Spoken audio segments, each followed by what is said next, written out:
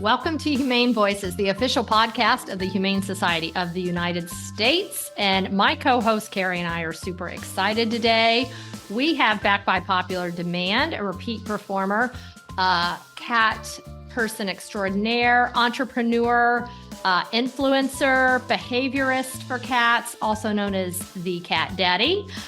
You all know him and love him. Welcome to the show, Mr. Cat Daddy Jackson Galaxy. Great to have you. It's good to be here again. Good to be with And you as guys. we've just established, also a nice guy, because we were just discussing how terrible it is when you meet your heroes and they're not nice guys. But hallelujah, we don't have to deal with that today.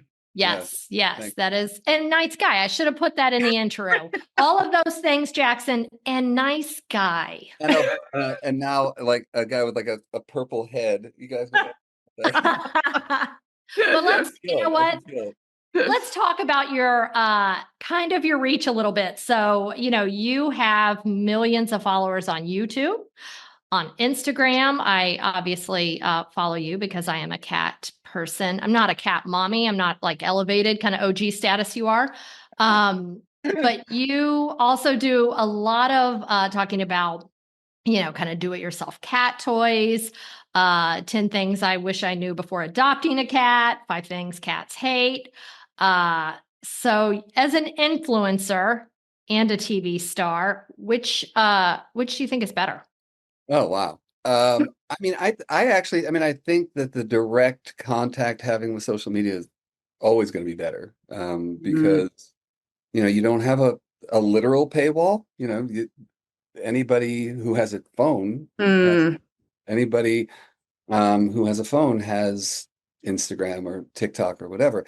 So in terms of that direct, something is happening in your life and you are delivering that and receiving, anything that we did on TV, from the time that I found out about that cat to the time that we filmed and then delivered it, could be 8, 9 months, so it, for instance, there's been a lot of loss in our family in the past couple of years, and I've discovered the beauty of being able to share that with the community, and not doing it because I want you to feel sorry for me, or not doing it because of any sort of reason, except for it would really be nice right now to feel like I'm part of something, and a bunch of somebody's in that something who are going to make me feel not horrible at this moment, and that I can do that for others. That only happens in a social media type of environment. But I'm not, like, believe me, I'm not pissing on the TV parade, because I mean that got me to a place where all this could happen. And but it is funny, as time goes on, the people that stop me in the street, 50% now are stopping me because of a video they saw as opposed to the show, which I thought, oh, that's so interesting.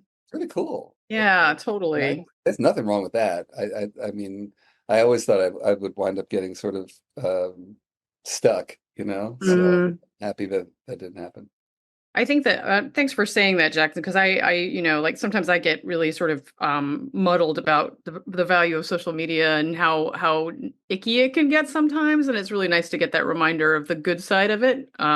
So yeah. Believe me, you're not alone. I mean, it is an icky place, but it's also, I mean, I think we're so lucky, because I think, and this goes for the organization as much as the world that I'm living in, is that we don't really attract a lot of heavy duty, like, bad social media type of vibes. You know what I'm saying? Like, there's not a whole lot of people calling me out for this or that. It is a very supportive world, and and in that way we're lucky, because I see what other people have to put up with. Like, it just, I would never show my face on camera again. God, Like, totally. never, like, but no, I think it's a really, it can be a lot of both. And I think we're heading into a weird place right now. I think we're very much heading into a weird place, because attention span is getting shorter and shorter and shorter and shorter. So the only way, I think, that a lot of people who do the kind of content that I do, you're like, okay, how do I grab you in 5 seconds now? Because I only have 5 seconds. I have literally 5 seconds to make you feel like whatever you're going to watch is worth you watching. And Totally. then that makes people grab for the lowest common denominator. Yeah. Yeah. And Yeah. it's taking life and exploding it into these really wrong feeling moments, because the rest of life around it is a story. We don't have time for story. We have time for that, Yeah. Yeah. but that's the part I'm worried about. But Well, fortunately, we just saw you outside of the screen because you were at the HSUS Annual Animal Care Expo, which thank you for coming to that. And of course, we noticed you were swarmed by fans. So curious, what are some of the most common questions that you get? well, first and foremost, it's always people just want to show me pictures of their cats, which I'm like, I love that. what have I done to deserve this? This is great. And that's it. It just half the time it's just they want a picture and they want to show me their cats. But let me And ask you this question, yeah, Jackson. What if, much like babies, let's face it, I there's was going all to ask. maybe one or so cats or a baby where you're kind of like, ooh, Ooh. ow. Like what happens? And I adopted a cat that a little bit fugly at first, beautiful now. But what happens if you get that picture and you got a poker ugly face? baby. That's a cat.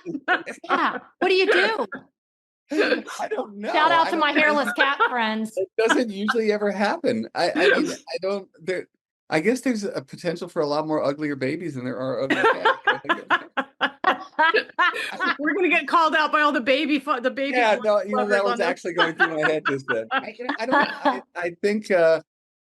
I think because it truly like I I I am always going to be in that sort of animal welfare mindset where the idea of somebody being such a proud parent in the first place of a Yeah. cat, wanting to show you that picture, and them not filling that space of the stereotype that easily we could bring up right now. But it's that broken stereotype person doing it. That's the place where Mhm. I don't care what that cat looks like. I am so excited that you are, yesterday and right now I'm in Vermont, and I walked into a grocery store guy, and it was a guy, and he was like 40 years old, and he had his kid with him, and they're walking, and he dragging the child down the parking lot to come find me and talk to me about his cat. That would never have happened even 10 years ago. Like Oh. the space that like men are starting to occupy in Mhm. in that world. Yeah, man, your cat could be ghastly. No, I'm kidding. Yeah. So besides the look at my baby, look at my cat, what's like the next thing that you get that you're like, yeah, that's Oh, common. usually, I mean, it's the hit parade of like pee, poop, blood, guts. That's really where it starts to. It's like, you know, if it and it's so sad that if Is it that a weren't for rock thing, band? Pee, poop, blood guts. Is that a heavy I metal saw them band? open for Metallica. Yeah. it was actually being entertained as a book title for a minute, but then it would have worked probably. But that's it. It's like cats are peeing outside the box. Why is it happening? Cat is beating up another cat, or an introduction that went awry, between cats, and cats or dogs and that kind of thing. And it's almost always that. I wish it was something a lot more innocuous. I, wish it was, I Do you always find wish that it wasn't. questions are difference between like if you're at Expo where you've got like you're surrounded by crazy animal advocates who are also cat people, do the questions differ depending on where you are in the Oh, circumstance, totally. or do all the cat people want to ask you about pee and poop? No, no, because well, at least I think it's something like Expo. There's like an expectation of professionalism that you have to sort of sneak by first, I'm so glad you think that. Yeah, and then once we get past that, then you might be asking me the same questions. But Right. the beautiful thing about a supermarket or a bank or wherever the hell we are is there's no expectation of any kind of like social standing or whatever that is. You just go. You just do what you want out of that. I was actually telling this story because we were talking about Tom Waits before, and I'm a huge Tom Waits fan, but also I was a huge Ricky Lee Jones fan. That's I grew up like Mm-hmm. idolizing her as a songwriter. And I met her on the day, it was the craziest day. I was teaching a class in West Hollywood at a pet store in West Hollywood. guy had come from the production company who then wound up picking up My Cat from Hell to watch me teach to decide. And he comes up to me and he's like, we're going to do something together. We're going to make a show. Whatever. I sort of stumble out of this place and I'm standing outside catching my breath. Somebody asked me if I had a light, and it was her. It was Ricky Lee Jones. She Oh my God. comes out of nowhere in a parking lot in West Hollywood. She had like 4 dogs in a car. And and and I looked at her and completely lost it. Like I Oh had my no expectation of being normal about this. I had made a decision that I wasn't going to be stoic about it, that I was just like, I adore you, and like you have made my life different and whatever.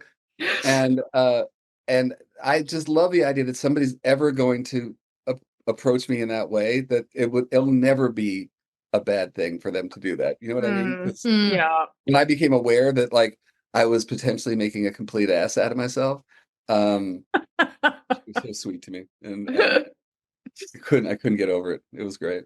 Oh my God, that's adorable. So you talked about kind of musicians that you like. What about any cats in pop culture that influenced you?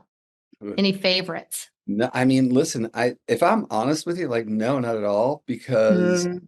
Lil Bub is it for me, only because Mhm.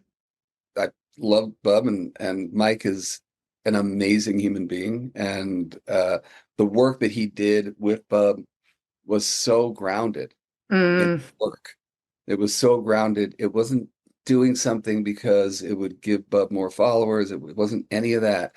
It was like, I mean, Bub's fund is still a changer. That money Mhm. is still coming in and still changes lives. And she was adorable and whatever. But I'm to be honest, I'm kind of, oh God, it's gonna get me in trouble. I'm a little cynical. I'm a little like I'm always trying to make sure that yeah, that the cats are okay in Oh, those totally. moments. Yeah. You know what I And mean? thanks for thinking about that too, because yeah. Yeah, it's tough. I mean, well, listen, we see it happening in every corner of the social media world. Is Mhm. What can exploiting. we exploit? Yeah, and that's, Yeah. that's the Yeah. thing. Yeah. No, but I mean, but the other thing is I just don't spend a whole lot of time. I work with and look at cats 23 hours out of the day, so I figured with that other hour I would just. But yes, the answer is Lil Bub. I love Lil. We were hoping for some like Garfield related expose about how early exposure to Garfield sets you on your path, but I You know guess. what? I mean, I didn't have anything to do with cats until, Mhm. but even then, social media cat. I'm too old to be influenced when I was a kid. Um, I, yeah, it wasn't until I started working at a shelter that I realized that cats and me had a thing. But Mm. that was but I was older. So I'm curious about, we talked a little bit about the sort of influencer and social media culture. I mean, cats have really sort of exploded with social media. Like, and I don't mean literally because we don't support exploding cats, but you know what I mean. Like the cats doing funny cat things has been just Yeah. such a big thing, and it's really sort of, I think, changed people's relationship with cats, or at least how we think about it. And I'm curious if you think, I mean, if you're thinking about, here's what social media did for cats, what's going to be the next big thing for in the cat space, either for cat welfare or, where you expect to see cats turning up next? I mean, first of all, just to back that up, I mean, I think that that global fascination with cats, and that cats have always dominated this part of the world, and it's still like the third most searched term on the internet.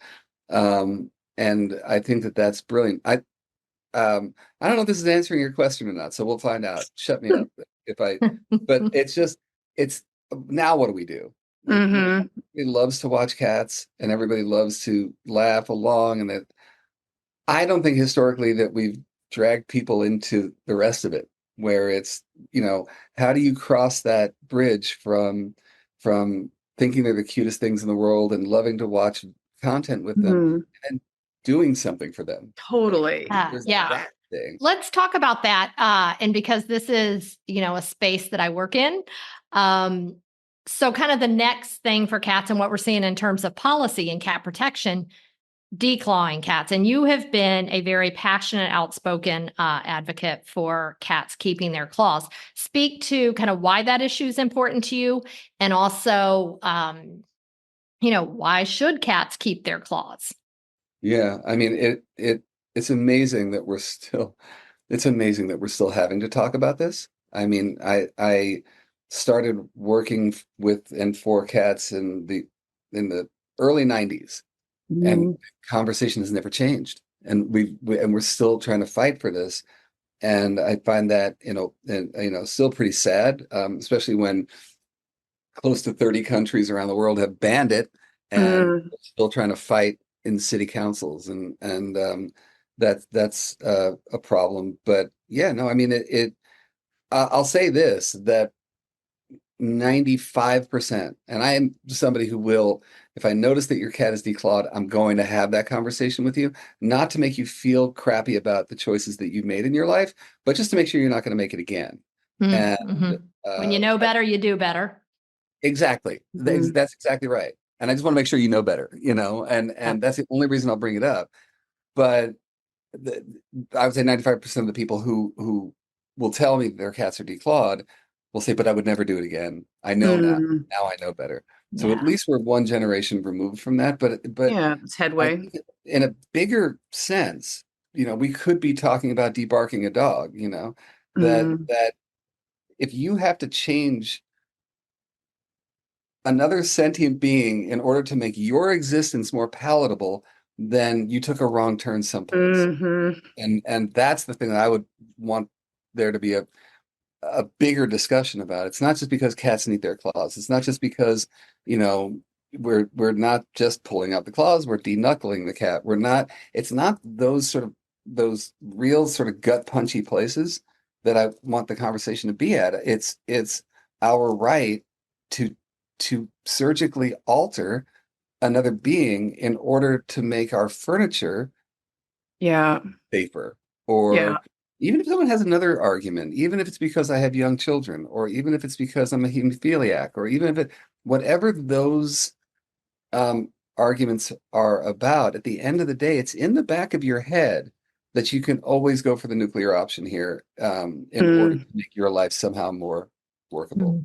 And I would love for us to get away from that. And I was having this discussion with somebody yesterday, actually, about adoption contracts, and how really we're in a place right now where there's so many contracts that are just so onerous in terms of, like, all of these things that you cannot do this and you can and you have to do this.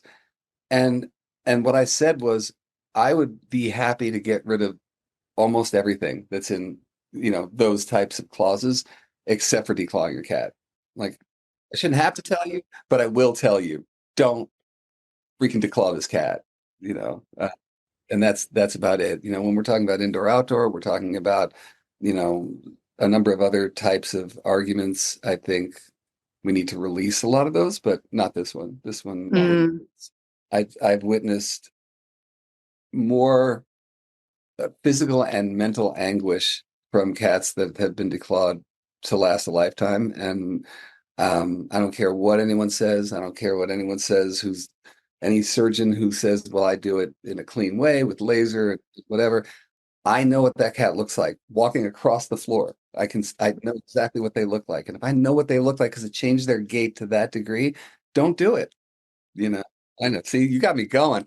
But until we can approach this in a way that there's not this little back door to continue doing these surgeries, um, I'm not going to be happy. I don't see any reason why there should be a back door. I don't see why, unless that cat's life is in danger, unless that cat has a tumor underneath their nail bed that require. Other than that, I think it should be exposed as being animal abuse, because that's what it is. Well, and I love that, and I love that you're in this space talking about it because of your reach, and it helps, the policy work that we're doing to try and end this just really cruel practice and join other countries. And so, in addition to being such a strong advocate, I mean, and I want to ask you, I guess this is just a personal question on your work, because I know we're coming close to time. And I'm curious that you have helped obviously so many cats, that's a given, but also humans as a behaviorist. And do you ever take time, Jackson, to just pause? I mean, I know you're a man on the go, but take time to pause and think, oh, wow. I mean, what amazing impact I've had, or how great this has been. Or are you just always moving on to the next thing? Yeah, the latter. I mean, I'm not even, this is the God's honest, I'm not even like, I get embarrassed with happy birthday and stuff like that. Like, I'm not really like, it's never been and it's weird because as someone who grew up wanting to be a performer, wanting to be like a musician and all those things, you would think that that's a big part of, is that part of it? But I don't, yeah, I'm not good at it. I don't, I wish I was, because it's not something I'm at all proud of. I just get embarrassed really easily. And yeah, no, yeah, no, there's a lot to do also. There's like a lot I want to do. And I'm obsessed with the fact that I'm getting older and I don't have the like gas in the tank I did like only 5 years ago. So, I want to finish my book and I think we're doing really kind of cool work with trying to design more behavioral programming in shelters, and trying to get cats spoken for better in welfare, because they're still coming in kind of a distant second in terms of resources available to them. So there's always that thing to do. Yeah, but the other thing I should do more often. Yeah. Well, and that's you're here for advice for all of us, but I'm going to impart this to you. Take time to reflect on that, because it is pretty amazing. And my cat, in fact, has been joining. Must have known the cat whisperer is with us. Fantastic. This is like Jude, and it's funny because like on the mic too. Yes, on the mic. This is the cat that, truth be told, when I adopted her at Arizona Animal Welfare League, shout out, this cat got hit with an ugly stick. I'll be honest. I mean, it was not a pretty cat. And now she's beautiful. I was about to say that cat is gorgeous. She's gorgeous. She was not. She was. But yeah, so I do. I mean, honestly, I take that time to reflect on it, because we all certainly appreciate what you do. And I think you said, like all of us that are aging, you think about that, and we don't have the gas in the tank. But what's really cool though, Jackson, is that with your reach, you're inspiring those to come, behind you. It's kind of that whole put a ladder down for the next. So, I mean, I think that's really great that so many young, folks, young and old, they're going to pick up the baton where you've left it. So, and thank you for reminding me of that. And I think it's actually, I had that experience recently where, and we were visiting, we were doing a workshop at San Diego Humane, and a bunch of people came up and started talking to me, and they all said the same thing, which is, I grew up watching you. And at first I'm like, okay, well, that makes me old. But then there was this moment of realizing that this is one more body in animal welfare who's young and inspired and wants to make a career out of it. Yeah. And that is not something I will ever take for granted. That's amazing. That's a gift. Well, and thank you so much, not only for being our guest today, for always being supportive of HSUS, for being a voice for cats and their, rise to being more and more popular, and for crazy all that cat people, and for crazy cat people too. That's always, more of them out there. Yeah. Yeah. So much appreciated. And we always love when you're on the podcast. Our listeners love it. It's some of our most popular episodes. So, Mr. Galaxy, thank you for everything you do. And listeners, thanks for joining us. We will see you next time. Bye, guys. You guys rock. It's always, honestly, it's the best time I have doing these types of things. So thank you guys so much.